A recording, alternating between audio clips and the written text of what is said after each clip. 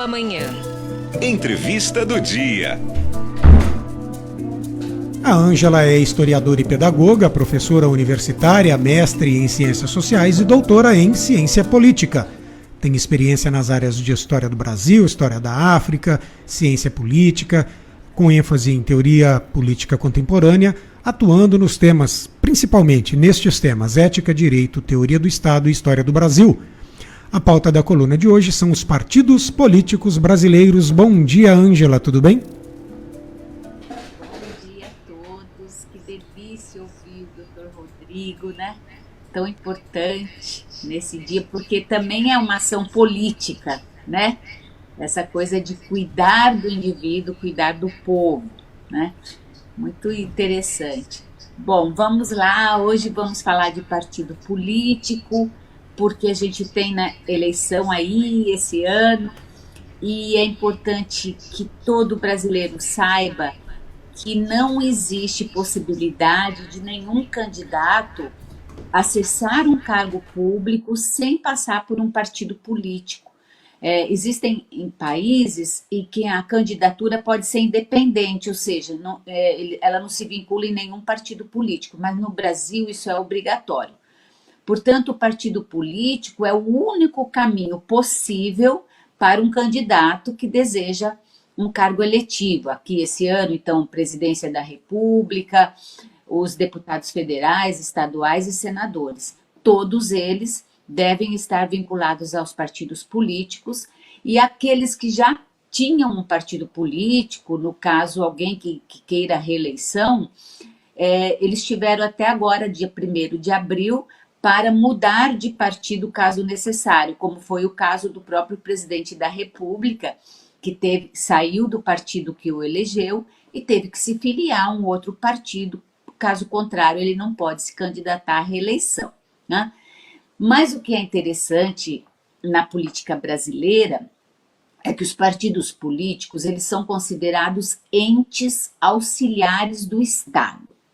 Então, embora eles não sejam uma instituição estatal, eles ainda assim recebem dinheiro público. Eles são pessoas jurídicas de direito privado, mas como são considerados pela Constituição uma instituição que auxilia o Estado, o que seria esse auxílio? Seria educar a pessoa, o cidadão, mostrar qual é a ideologia do partido, quais as ações e funções dos cargos a que esse partido está colocando candidatos, então esse tipo de coisa. Então aí os partidos, eles podem acessar, tanto eles recebem o que a gente chama de fundo partidário, que é um dinheiro público que é destinado mensalmente a todos os partidos políticos, isso independente de ter eleição ou não. São 32 partidos políticos que a gente tem, portanto é muito dinheiro público a ser distribuído, né? E esse dinheiro, que é o fundo partidário, que esse ano vai dar quase 1 bilhão, cerca de 900 e poucos milhões de reais, eles servem para que os partidos aluguem as suas sedes, façam as suas campanhas. A gente está observando, quem ouve bastante rádio, né? Está vendo que os partidos políticos estão fazendo as suas propagandas, mas não é propaganda de candidato, é do partido. Então, uma pessoa do partido vai aos meios de comunicação, as rádios são um meio super importante para isso, e contam o que o partido pretende, o que o partido defende, né? Outra verba, e essa é gigantesca, que a gente que tem, é o fundo eleitoral, que é diferente do fundo partidário. Esse fundo eleitoral, ele é dado aos partidos em anos de eleições. Para vocês terem ideia, esse ano nós temos quase 5 bilhões de reais, 4 bilhões 900 e poucos milhões de reais que serão gastos na campanha política, e esse dinheiro assim é gigantesco.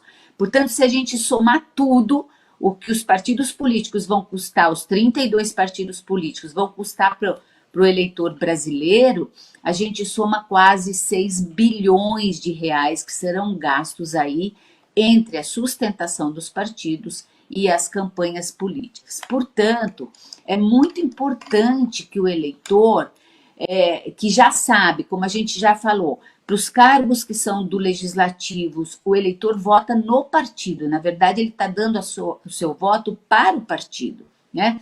Então, é muito importante que o eleitor acesse o Tribunal Superior Eleitoral para que ele conheça os partidos, porque os partidos, assim, eles têm que ser registrados no Tribunal Superior Eleitoral, eles têm que registrar lá toda a sua forma de funcionamento, a forma como vão escolher os candidatos, qual é o compromisso que tem aquele que é filiado ao partido. Então, tudo isso está registrado e está no site do Tribunal Superior Eleitoral, dá para ver. Além disso, os partidos, eles não podem, por exemplo, ter uniformes, eles não podem receber dinheiro do exterior, nenhum contato com o exterior, em termos de assessoria, contato com instituições do exterior. Eles têm que ter um perfil aí nacional, então, e eles têm que, obviamente, prestar conta dessa enormidade de dinheiro que se gasta, não só nas campanhas políticas do ano eleitoral, mas também mensalmente, porque esse dinheiro é repassado mensalmente, embora muitos brasileiros não saibam disso. Então, um dos grandes problemas que o Brasil tem com essa questão do partido é que, primeiro, ele se torna uma instituição poderosíssima, porque só é possível alguém que queira governar o país, a cidade ou o estado, só é possível ele fazer isso se ele se filia a um partido, né?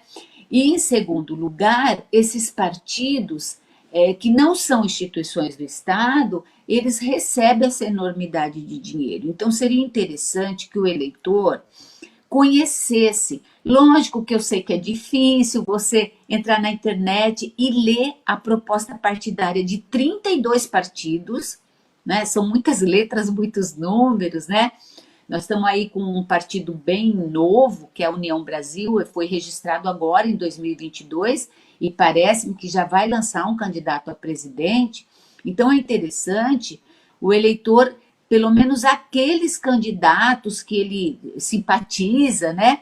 Aí já tem, nós nem estamos ainda em campanha política, porque é proibido agora, a campanha política é proibido. O que pode são os partidos divulgarem as suas ações, a sua ideologia, isso sim, mas candidato não pode ainda fazer campanha. Mas como a gente já está vendo aí na mídia, as pessoas se manifestando, né, quem quer ser candidato se manifestando, é muito importante que o eleitor entre nas plataformas dos partidos, os partidos todos eles têm um site, leia o que está pretendendo, porque é interessante ver que muitas vezes um governante eleito por determinado partido, ele mesmo não cumpre aquilo que o partido está colocando na proposta.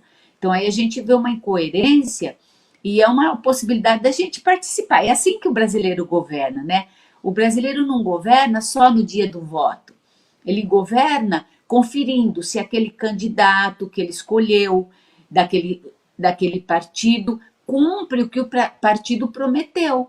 Porque é como se fosse uma promessa, ele está vendendo uma ideia para o eleitor, e o eleitor acolhe essa ideia, né? A ideia é do partido. E a pessoa que se filia ao partido, ela teria que obrigatoriamente se propor a seguir a ideologia que o partido está propondo, as ações que o partido está propondo, senão aí é um caso aqui quase que de enganar o eleitor.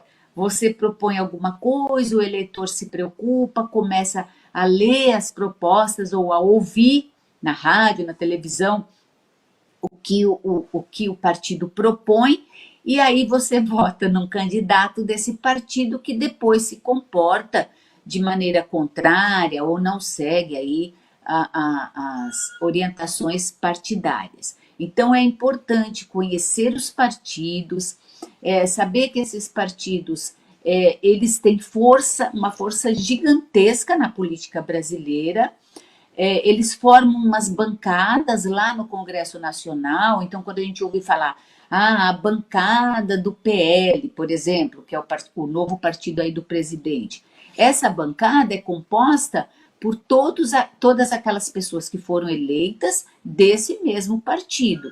E eles têm um compromisso de votar em bloco, ou seja, vota um projeto de lei, vota sim ou vota não, em bloco. Então, muito, muito importante o eleitor conhecer.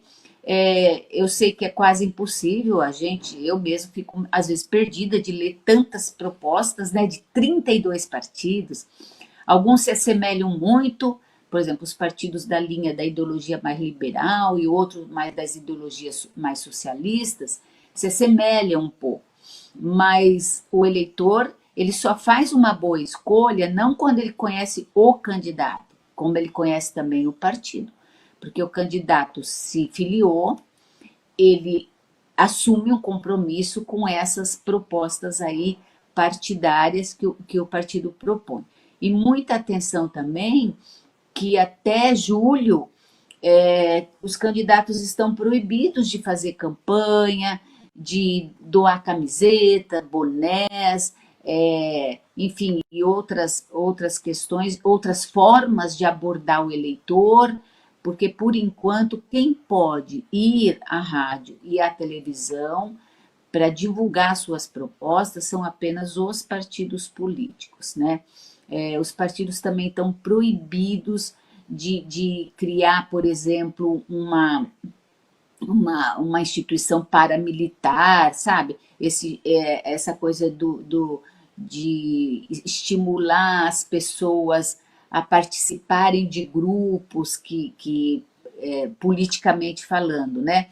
De grupos que têm armas ou formar grupos para participação partidária, porque isso também é proibido. Só quem tem autorização para ter organização armada, né? Então, é o Estado. Então, Exército, Marinha, Aeronáutica, tudo mais. Partidos políticos não podem fazer isso, até porque eles não fazem parte do Estado.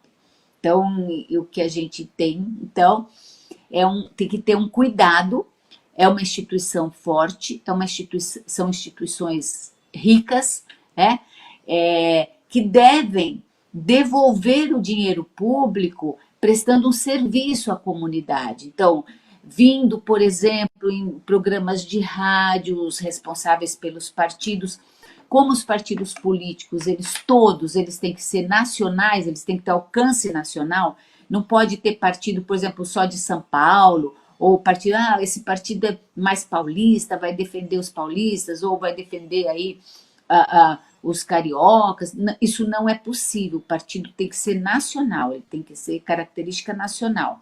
Então, portanto, seria interessante que os líderes desses partidos, não os candidatos, os partidos têm líderes que não são, às vezes, os candidatos, né? Que os líderes desses partidos viessem a público mostrar o que é o partido. Acho que o eleitor pode cobrar isso sim, né? A mídia pode cobrar isso sim, porque eles recebem dinheiro público. Não é só para a campanha eleitoral, eles recebem esse fundo partidário aí que o sustenta. Né? O partido, então, não tem essa preocupação que tem um empresário qualquer de ter aí o dinheiro para pagar empresário, tudo para pagar os funcionários, nada disso. O partido político ele tem dinheiro público para isso. E então ele deveria ser mais ativo, a meu ver, isso é a minha interpretação. Acho que os partidos políticos estão devendo para o brasileiro, para o povo brasileiro, principalmente agora em ano de eleição. Eles devem vir a público, mostrar qual é a sua ideologia, qual é verdadeiramente sua ideologia, quais as ações que, se uma vez eleitos para governar o país, quais seriam as ações, quais seriam as políticas públicas, o que eles apoiam. Por exemplo, eles apoiam melhorar a legislação trabalhista, ou eles apoiam flexibilizar a legislação trabalhista. Isso é um ponto importante para o eleitor. Principalmente o eleitor que é um trabalhador, né? Aquele partido pretende fortalecer os seus direitos ou pretende flexibilizar? São ideologias diferentes. A ideologia liberal, ela sempre vai tender a liberalizar a relação entre patrão e empregado, ou seja, o Estado se retirar dessa relação, não ter esse cuidado com o trabalhador. E aí o trabalhador, às vezes, vota numa pessoa, num partido, e depois ele se decepciona, mas está escrito lá.